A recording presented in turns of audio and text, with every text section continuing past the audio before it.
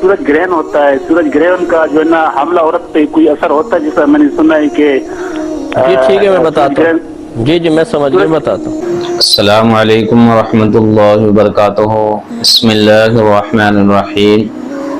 मुअज़्ज़ज़ सामिन इकराम, आज का मेरा ये वीडियो सूरज ग्रहण के मुतालिक है। हदीस पाक का अगर हम मुताला करते हैं तो रहमत आलम सल्लल्लाहु ताला अलैहि वसल्लम ने जब सूरज ग्रहण हुआ तो आप सल्लल्लाहु अलैहि वसल्लम ने नमाज अदा की और इतना तवील सजदा किया, इतना तवील रुकू किया, क़याम किया कि जो उनकी इक्तिदा में नमाज अदा कर रहे थे, रिवायतों में आता है कि वो काफ़ी थक गए थे, गर्शी खाकर गिर गए थे। मेरे आका सल्लल्लाहु ताला अलैहि वसल्लम को उस नमाज में रिवायतों के मुताबिक जन्नत पेश की गई।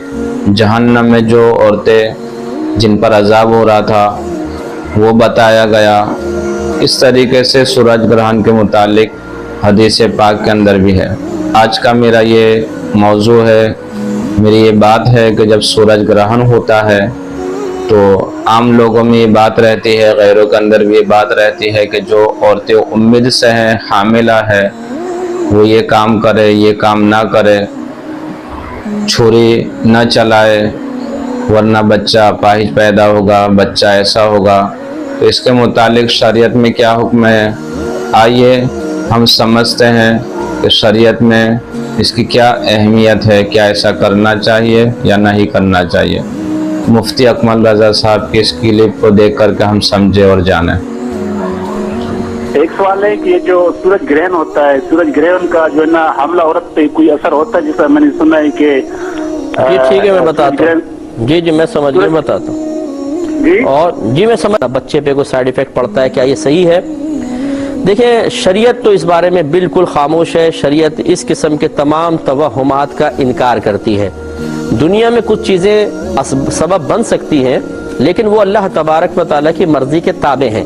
अल्लाह ताला किसी बच्चे को इपाहज पैदा फरमाना चाहे तो कोई ना कोई चीज़ सबब बन जाएगी, वो इपाहज होगा। अगर अल्लाह तबारक व तआला ना चाहे तो कोई चीज़ असरअंदाज नहीं हो सकती। बहरहाल सूरज ग्रहण का मसला ऐसा नहीं है कि इससे कोई शरीयत की मैं बात कर रहा हूँ कि वालदा के बच्चे के माँ के पेट में जो बच्चा मौजूद है उस पर कोई साइड इफ़ेक्ट हो। हाँ, ये ज़रूर है, हम अक्सर ये मशवरा देते हैं कि जो बातें बहुत ज़्यादा मशहूर हो जाती हैं, अगर आप ये समझते हैं कि उन बातों के तकाजे के मुताबिक अमल करना शरई तौर पे ममनू नहीं है, तो फिर आम किस्म के लोगों को उसके खिलाफ करने की तरफ मजबूर ना करें। मिसाल के तौर पे ये मारूफ हो गया जी, जो औरत अगर सूरज ग्रहण के टाइम में लोहे को हाथ लगाएगी बच्चा ऐबदार पैदा होगा, मसलन मिसाल के तौर पर। अब अगर औरत लोहे को हाथ नहीं लगाती तो शरीयत ने कोई हुक्म तो नहीं दिया कि इस हालत में लोहे को जरूर हाथ लगाओ। तो इसका मतलब है किसी शरई तौर पे ममनू चीज़ का इर्तिकाब लाजिम नहीं आ रहा। तो इनको फिर इसका मुकल्लफ ना बनाएं। आप ये ना कहें कि ज़रूर करो और इसका रद्द करो लोगों का, ये गलत है, बिल्कुल नहीं। उनको इस तरह छोड़ दे, अगर वो इसकी एहतियात कर रही हैं तो करने दीजिए। इसकी वजह यह है कि अगर आप ये कहेंगे कि नहीं अल्लाह ताला पे एतमाद करो, ये सब तवहुमात है, बेकार बातें, अफवाहें, और तुम लोहे को हाथ लगा सकती हो। मसलन उस औरत ने हाथ लगाया, अब जो बच्चा पैदा हुआ वो इपाहज पैदा हो गया मिसाल के तौर पर। तो अब जो आम जाहिल किस्म के लोग हैं जिनका ईमान इतना कवी नहीं है, वो फौरन आपसे और दीन से बदतर हो जाएंगे कि देखा ना, तुम्हारी बात मानी, बच्चा इपाहज हो गया, लोग सही कह रहे थे। तो इस तरीके से वो शख्स अपने ईमान को ख़तरे में डाल लेगा और अल्लाह तबारक व तआला उसके रसूल करीम सल्लल्लाहु अलैहि वसल्लम की तालीम को गलत और लोगों की अफवाहों को सच कहकर हो सकता है उसका ईमान भी, या सच मानकर उसका ईमान भी ज़ाया हो जाए।